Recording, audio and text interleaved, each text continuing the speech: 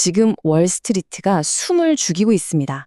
마치 거대한 태풍의 눈 한가운데 있는 것처럼 아주 고요한데요. 오늘 이 숨막히는 긴장감의 실체, 그 이유를 한번 제대로 파헤쳐 보겠습니다. 네, 바로 이 질문이죠. 아니, 시장이 왜 이렇게까지 조용한 걸까요? 정말 모두가 약속이라도 한 듯이 딱 한 군데만 쳐다보면서 결과를 기다리는 그런 느낌이거든요. 자, 그 이유를 지금부터 하나씩 까보겠습니다. 자, 우선 2025년 12월 9일 시장 상황부터 한번 보죠. 겉으로 보기에는요, 와, 정말 잔잔한 호수 같아요. 아주 평온해 보이죠. 근데 그 물밑에서는요, 엄청난 긴장감이 흐르고 있었습니다. 이날 시장은요, 진짜 누가 일시정지 버튼을 딱 누른 것 같았어요. 왜냐? 바로 연준의 결정이 코앞이니까. 아무도 섣불리 큰 돈을 움직이려고 하질 않는 거죠. 딱 그거 생각하시면 돼요. 시험 성적 발표 직전에 교실이 쥐 죽은 듯이 조용한 거? 지금 시장이 딱 그 꼴이었습니다. 근데 말이죠. 이 고요한 수면 바로 아래를 들여다보면 와, 이건 완전히 다른 세상이에요. 서로 전혀 다른 두 가지 이야기가 동시에 막 펼쳐지고 있었거든요. 그러니까 오를 거라는 쪽이랑 떨어질 거라는 쪽이 아주 팽팽하게 줄다리기를 하고 있었던 거죠. 자, 그 긴장감 속으로 한번 들어가 보겠습니다. 이거 정말 재밌습니다. 보시면 S&P 500, 그러니까 대기업들은 그냥 조용했어요. 그런데 금리 인하에 훨씬 민감한 중소형주들 있죠? 이쪽은 난리가 난 겁니다. 러셀 2000 지수가 사상 최고치를 찍어버렸어요. 그러니까 시장 전체가 기다리는 게 아니라 한쪽에서는 와, 금리 내린다 하고 벌써부터 파티를 시작한 거죠. 자, 그런데 이렇게 파티하는 분위기, 다른 한쪽에서는요, 그야말로 찬물이 확 끼얹어졌습니다. 거대 은행 JP모건 주가가 하루 만에 무려 4.7%나 폭락했습니다. 내년에 돈 쓸 일이 생각보다 훨씬 많을 거다. 이 암울한 전망 하나가 그냥 시장을 얼어붙게 만든 거예요. 기술주의 심장, 엔비디아는 더합니다. 이건 뭐 완전 롤러코스터였어요. 트럼프 쪽에서 중국에 H2제로 칩 팔아도 돼. 대신 세금 좀 내고 이렇게 약간 문을 열어주는 것 같았거든요. 근데 바로 그 순간 파이낸셜 타임즈에서 아니, 중국이 그 칩 아예 못 들어오게 막을 준비하고 있대. 이런 뉴스가 터져 나온 거죠. 결국 뭡니까? 이런 정치적인 이슈 하나에 주가가 그냥 위아래로 춤을 추는 아주 불안한 상황이라는 겁니다. 자, 시장이 왜 이렇게 정신이 없는지 이제 좀 감이 오시죠? 결국 이유는 딱 하나입니다. 모든 투자자들이, 전 세계 투자자들이 단 한 곳, 바로 연준의 입만 뚫어져라 쳐다보고 있기 때문이에요. 이제 정말 시장의 운명을 결정할 그 순간이 다가오고 있습니다. 그렇다면 투자자들은 도대체 뭘 기대하고 또 뭘 두려워하는 걸까요? 마치 산타 할아버지한테 선물을 기다리는 아이 같은 마음인데 혹시 선물 상자 안에 폭탄이 들어있을까 봐 걱정하는 딱 그런 심리거든요.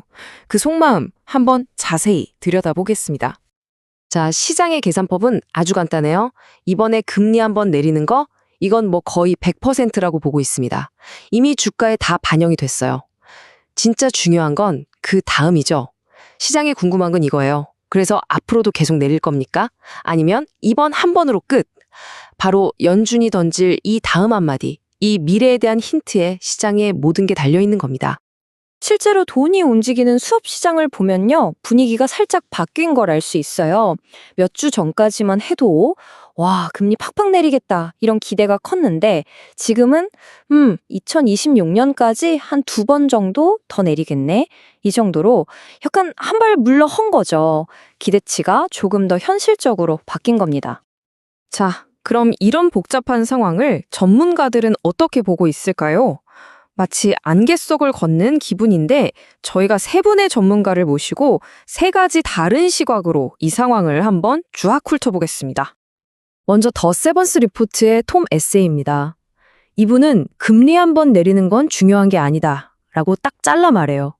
시장은 앞으로도 계속 돈을 풀 건지 아니면 여기서 잠깐 멈출 건지 그 신호에 훨씬 더 집중하고 있다는 거죠.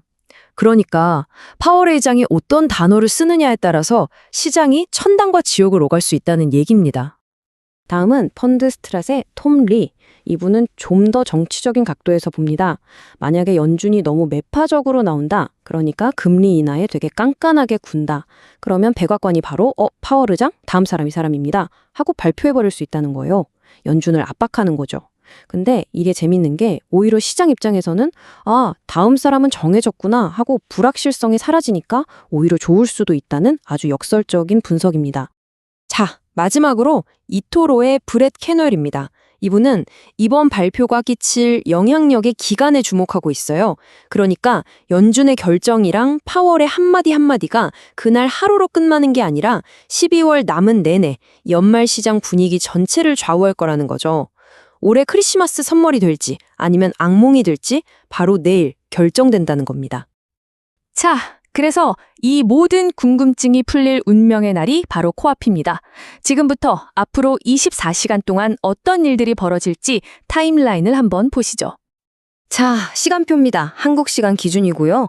오늘 밤 9시에 모기지 신청 건수 발표로 시작해서 분위기가 점점 고조될 겁니다. 그리고 마침내 모두가 잠든 새벽 4시, 미국 기준금리 결정이 땅 하고 발표됩니다. 그리고 30분 뒤인 4시 반, 파월 의장이 기자들 앞에 서겠죠. 아마 전 세계 모든 투자자들이 이 순간을 숨죽이고 지켜볼 겁니다. 결국 다시 이 질문으로 돌아오게 됩니다. 연준의 결정은 과연 시장의 멋진 연말 선물이 될까요? 아니면 모든 걸 망치는 충격이 될까요? 그 답을 확인할 시간, 이제 정말 얼마 남지 않았습니다.